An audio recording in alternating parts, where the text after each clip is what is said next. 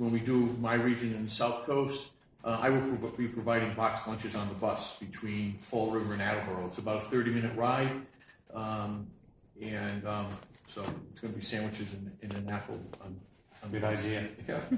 I hope we won't. And I'll pay for it. I hope we won't have to use a drive-through on the turnpike in Western Mass. I don't know what the plan is. Is there any further comments? We can also drive through a drive-through at lunch. It's very convenient. Very good. Is there any further comments on just what you think about some of the specifics of the budget cuts that Governor announced today? We haven't seen the cuts that he's proposed yet. He's got a plug number, a specific number that he's looking at, but we don't have any detail behind it yet. And so we've got a framework, and we're starting to dig in to understand the framework. Do you have any sense of how quickly it might get to? I assume we'll go to the House first. It will go to the House first, and as I said yesterday after the leadership meeting, the sooner we get it done, the better, because every day the cost of this goes up on an annualized basis, meaning the cuts have to be deeper in order to reach the balanced budget. So you're creating an email list of press so that you can send out a notice that you're going to have? I'm assuming staff has got something like that going. Okay, good. Any sense about, there was this idea that delay is held harmless, and some people have sort of said, why should that be? Why is that sort of sacrosanct? And destabilizes local governments, and it's tough enough for the state to manage through these kinds of fiscal difficulties, but to send 351 cities and towns back to either the city council or the town meeting to put their budgets back in balance is really challenging. And how about the other, apart from that, it sounded like the government proposing fairly across the board, but with a couple of carved out areas like DCF held harmless.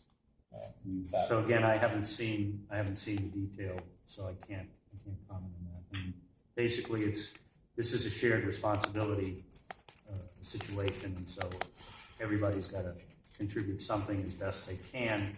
And if, in the governor's judgment, a few places have to be left off the table, in addition to the local aid, then we'll have to take a look at that and see if it makes sense. I don't think many people would disagree that DCF is one of those places where you might want to. They took over $120 million worth of cuts, and we haven't even replaced half of what they lost during the recession. The fix also includes, the governor's fix also includes $168 million in mass health. Now, without knowing the specifics of it, I mean, does that It's sound a like very big bucket, and so when you're dealing with a bucket that big, you're going to have big numbers coming out in this kind of conversation. Again, we'll look at his analysis and determine whether we think it's fair. So does that sound doable to you? Again, until I see the detail, it would be irresponsible to comment. Are you concerned about economic development, given that the governor passed a big economic development package and Patrick cut some of the money, and now Baker is proposing, I think, another $37 million cut from that? So these programs usually play out over a number of years, and so I'm sure we'll be back on track with a lot of those programs pretty quickly. I'd like to make a comment about public transportation. Is it okay? So why don't we first see if there are any other questions, and because we have a limited amount of time, and I want to make sure that we get all the questions. I would like to ask a question about the MBTA, and it's been very difficult. A couple of days with maybe more to come, and questions about state of good repair and the ability of the MBTA to operate in adverse weather conditions when it's probably needed the most. Your thoughts on that, and do you think that We've worked hard over so many years. I've been in the building long enough to know that we've had efforts constantly to try to help the T and encourage and support public transportation. It's a very expensive undertaking. It's the oldest system in the country.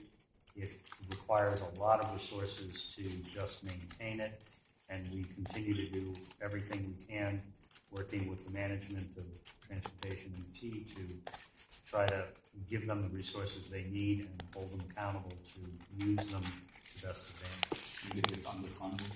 Governor Patrick may have been pushed, but didn't go as far as he would like, and a lot of people thought he was right on the mark. The transportation agenda is far bigger than the public's appetite to fund it, and that's just been demonstrated repeatedly over the years. But it is a core function of government, and it is something that will continue to be discussed and debated as to what we're going to do. Senator, one of the problems with the transportation, and I use the public transportation, is they don't communicate with each other. So for 5 years, there was a bus running from North Station to Federal Court, and I just found out. So that's ridiculous. So I think we could do so much for everybody, all the people who are struggling to get here and there, if they would force them to talk to each other and make sure all of the information was everywhere. It's very difficult. That was one of the hopes, that we could improve that sort of thing by unifying the transportation system under one management. It's distressing to hear that that was about 3 years ago that we did it, that maybe it's still not working as well as it could. But there's always room for improvement, and we'll continue to push for that. I'm going to ask Senator Tarr if he's listening, if he had any thoughts about the budget or the MBTA. Sure, let me just mention that I'm having a little bit of a hard time hearing when questions are being asked, so I'll do the best I can, but I think you asked me to opine on the MBTA and the budget. Let me Yes. suggest that the MBTA situation is deeply concerning. Obviously, we're dealing with some special circumstances with two major snowstorms, one of them being historic and the other one being substantial, and so the T is certainly facing some significant challenges. But that being said, if we expect people to rely on it, we need to make it reliable. And I'm concerned about the fact that we have a lot of work to do.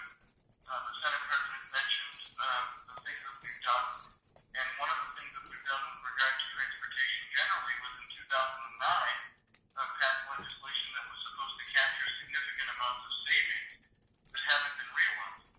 So I think there are some things that relate to the mission that we need to be focused on, and also things that need to be examined and acted upon that may relate to savings that need to be captured.